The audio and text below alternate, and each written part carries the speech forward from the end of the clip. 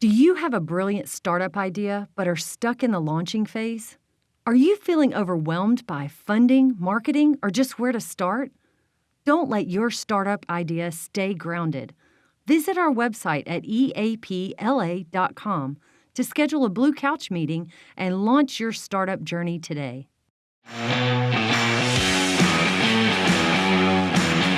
Welcome back to On the Cusp. Another episode here with my co-host, Matt Snyder. Matt, who's our guest today? Thanks, Dave. I'm so excited about this, and this has been a friend of mine for a long time. Kalli Combs from Social Pal Cal.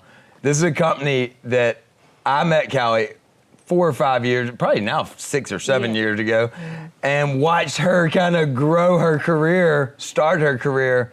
And as she says, she walked in and she's like, I've been watching you on social media. And that's how we keep up. I wish we got together a little more. Same. But yeah, I'm really excited to talk to you because what's so interesting to me is when somebody grows something just from nothing. Just they start doing a career, they're working for somebody, and they just keep adding to it. And it's really powerful to me when they add on to it slowly and correctly. And that's what I've always thought watching your business. You want to kind of tell the story of just how Social Pal Cal came together? Yeah, so when I first started, I actually was a realtor for 3 years, about 10 years ago. Commercial or residential? Residential.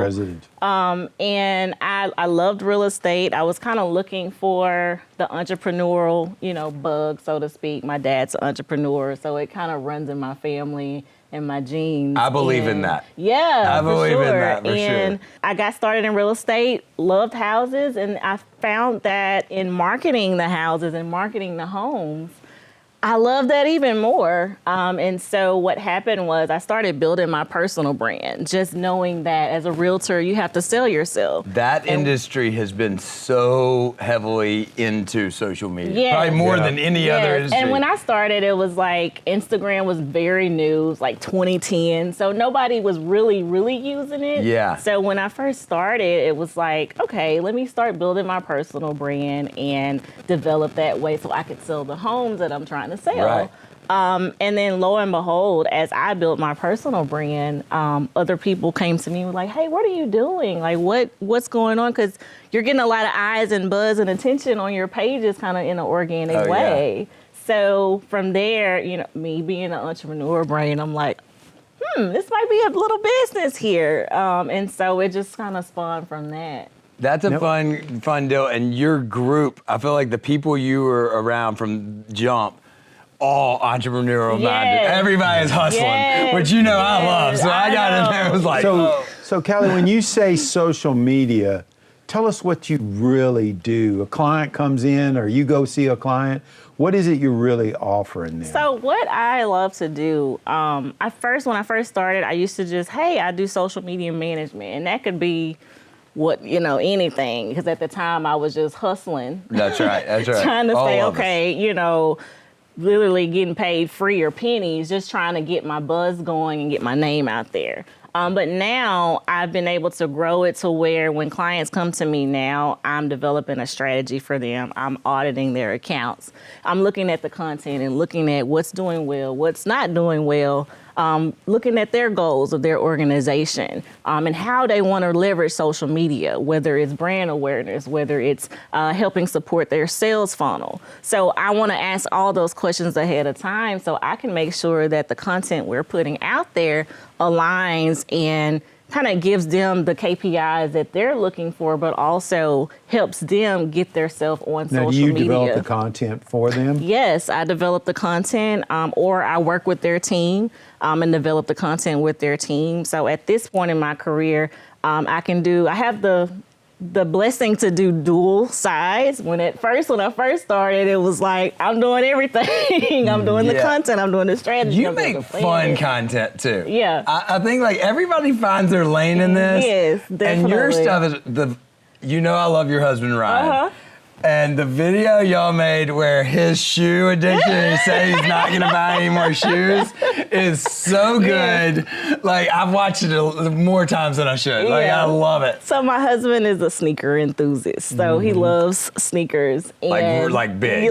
he has a whole wall of just sneakers. So, and we always joke about it. And so I was like, hey, like, let's make a little fun video. So I made this video of like me with a lighter in the background, and I'm like forcing him, like, hey, he's in the camera saying he doesn't like shoes anymore. And I'm like coaching him, like, yeah. It's so cute. We've always, my husband, I'm glad you brought him up. He's a content person as well. He's built his brand on social just as a sneaker enthusiast and making sneaker content. Yeah. So we marry well together when we get to work together on different stuff. He's fun. And so I love that you have a professional look to the stuff you do always. Thank you. But you keep it fun. Yeah. I have so many clients when they're doing their social media, it's like, we got to get it professional, and they get it professional, and that's fine, but it's not exciting. Right. And I'm like, people scroll through social media like they're for fun. going through reels really quick. It's got to be fun for them. We always say if you can't keep them, if you can't hook them in the first 10 seconds, you're not going to. You got to stop So the my scroll. challenge with social media. Stop the scrolls. Yeah. That's good. That's right. You got to get them to stop. That's so key. My challenge is I see a lot of entrepreneurs, a lot of early stage businesses, and they think they can do it themselves and run the business. How do you approach that? I just tell them I'm very blunt and to the point. And that can be really good, or it can be really. Hey, we have that in common. You know not that. so good. But I found that always serves me well in business, because I always want to be upfront and honest with all of my clients. So when they come to me and either they are doing it themselves and they don't have the budget necessarily to hire, they think they don't have the budget to hire someone out to do the content, or they may have the budget and they just don't have the know-how or skill, at the time to really understand fully what social needs to be, how their social needs to be. So when they come to me, I ask a ton of questions, as far as their goals. I ask them, well, what is your content strategy now? Like, how are you creating content? For small business owners, like maybe real estate agents or solopreneurs, I say, hey, okay, if you're trying to make more content or increase your content, then you have to get used and accustomed to, hey, film yourself, on a daily of what you're doing. Because sometimes solopreneurs don't have the resources to hire out. And so I like to give them options up front to say, hey, are you able to do this consistently? If so, then hey. I think that's key, consistency. The ones that are like really bad about social media and know it are pretty easy. The ones that are really great at it, they can do it their own. The ones that are okay at it are the hard ones to convince to me. They're harder to crack because they think that they know and understand, because everyone's on social, everyone knows how to press post. So they're like, okay, that's all I need. I'm doing 3 posts a week. I'm like, but they're terrible. I'm like, terrible. I say this about billboards. I'm like, hey, me buying the billboards will do nothing for us. We got to have a message that works for us. Exactly. And it's the same for social. Like, when you go and you got to stop the scroll. So if what you're doing, and I ask this question too, if what you're doing isn't resonating with your audience, then why are you doing That's it? a great point. If it's not bringing somebody to check the box. Exactly. They think they're good at it, but if it's not bringing somebody through the door, and they're not buying, are you really that good at it? Exactly. That's the hard part That's to convince the hard somebody. part to convince somebody of that. Okay, I'm happy you got 10,000 likes. I'm glad you got 10,000 views, but nobody's buying. Right. And that's the real measure of social media. And social also, media is hard. Different phases as well, to your point. Sometimes they just want to have brand awareness. If you're okay with that, then okay. Then your 10,000 likes or comments may be okay for you, and that's fine. But if you are selling an item, or if you are having a product or services and you're really trying to expose your brand, that's nothing. I know what I really want to talk to you about because you work with a lot of companies that are in their startup process. Let's talk about social media from like jump.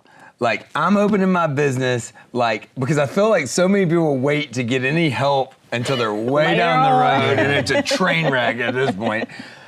How do I start my business with a strong social media presence right off to start? Well, one thing that people don't typically consider in social media is their brand voice and developing that brand. So how do you want that brand to show up on social? Do you want it to be fun and engaging? Do you want it to be maybe more professional tone? Do you want to have memes all the time? Like, what is it that your brand voice, how are you showing up? And then also considering the differentiation in platforms. I also tell my clients, hey, first of all, don't put all your eggs in one basket. Don't try to build on all the platforms because we have a missed mindset to where we think that, okay, I'm on LinkedIn, I'm on Twitter, I'm on Facebook, I'm on Instagram, and okay, I'm on all social media. I got it. No, you don't, because now you're end up overextending yourself, and because you're trying to build on. You're not doing any. Yeah, you're not doing any of them well. Yeah. So focus on where your audience is. Is your audience on LinkedIn? Is your audience on Instagram? Okay, well, let's focus on one or two platforms because we know that's where our audience shows up the most. So that's where I say let's start from there. And then from there, we have content development. You know, what type of content resonates with that audience? And so then it becomes me just creating that content for them and presenting it to them in a way that says, okay, this is your goals that you laid out for me based on what I know about social and experience with what target audience, what resonates with the target audience across the social media platforms. Then we can actually create the content and help, consolidate your goals. Now, Kalli, you said earlier, now you don't buy the Google ads. Because a lot of people, to me, think they can go out and spend $1,000 a month and they're going to, hey, everybody will see me and I'll make it. It's getting so expensive. It's doing exactly what Facebook did. Facebook back in the day was like, I could throw $20 at Facebook and man, I exploded. Got it. Exactly. Like, Google was like that. When we started, Dave, you and I. Yeah, I know. When Sabrina started working on Google for us, you could get just these crazy returns. I am seeing it squeeze down and get so much more expensive to get in the game. And then they've partnered with YouTube TV and they've made that basically impossible to get in unless you're spending, I think their minimum is $30,000 a month. So like the amount of companies that cannot be in that game is way bigger than the companies that can. It's a big differentiation for like organic content and paid. I used to dabble in paid earlier on, especially working on different campaigns and politics earlier on.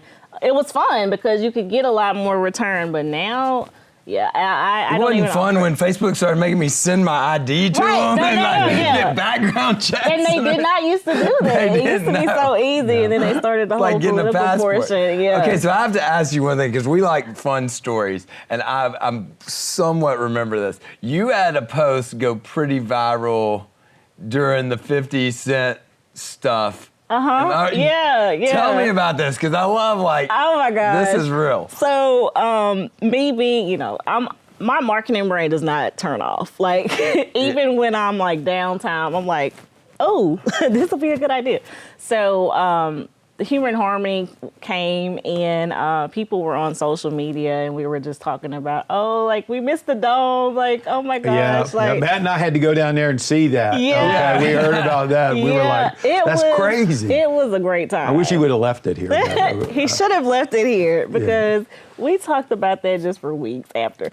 But it was a couple, probably like the next day or two after. And I just got the idea to make like a funeral program with the little dome, little egg, and then shout out to Sylvester Marshall.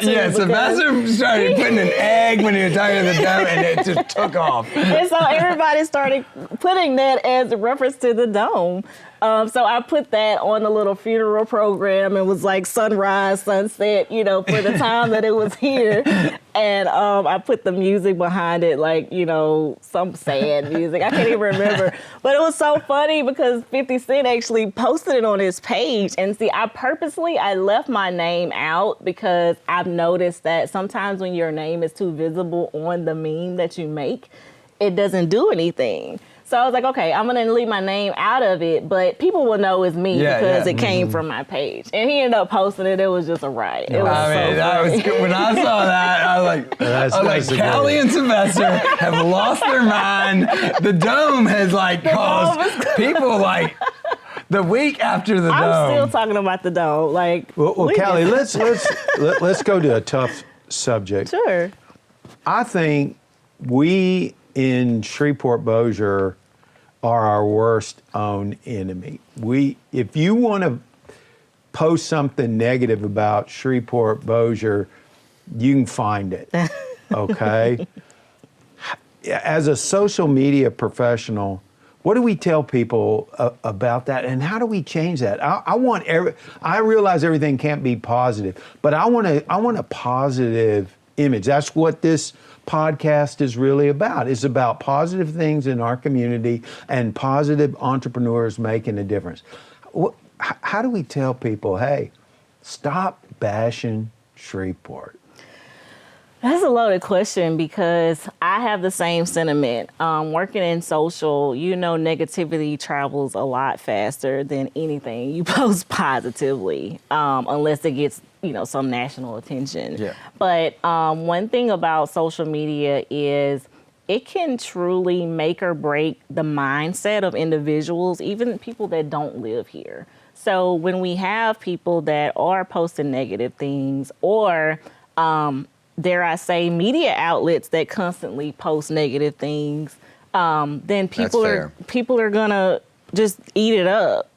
So I think there's a need for more, at least local media outlets, to make sure that they have a responsibility there and think about their They got to get out of their responsibility. lanes too. What I see more, I really early on, when a lot of times I felt like things were on purpose or driven or like they had this strategy. And the more I've paid attention and the more I've worked in all this, the less I believe that. I just think so many people are down their one lane and don't know or don't feel comfortable talking about all the things that are happening in other lanes in the city. And like Ryan Williams, who we had on, has been a good at shouting to the mountaintops when people are doing things that aren't, transparent to the whole community. I think it just takes, some of that has to be there. There has to be somebody that checks what's being said and says, hey, whether it's the news or it's a table at Eastridge and they're talking trash and somebody, I walk up all the time and I go, guys, it's not that bad. I don't know where you live, and where I live is pretty good. Right. And it takes more, more outlets like this, more things. Right. I want all the positive news to be at the top. Yeah. I don't have the right ability to do that. Okay, but I think if we did, we could change a lot. The media controls a lot of that. The 50 Cent deal, especially like the comedy show and different things, the national media clips that came out of people going, what's happening in Shreveport? Have y'all, what's going on in Shreveport, Louisiana? That was cool. Yeah. Yep. That has not happened in my lifetime, I don't think ever. That was shocking, and what they were saying was positive. They're like, these were national people saying. We have never gotten that much positive news. They were saying everybody's trashing Shreveport. Shreveport's awesome. Yeah, that's good. That's Ever. Well, Kalli, thank you so much. Thank you. And appreciate you coming on today. And great. good luck. Thank you. Yes, thank you, Kalli. Great. Thank you, guys. Great to hang out with you.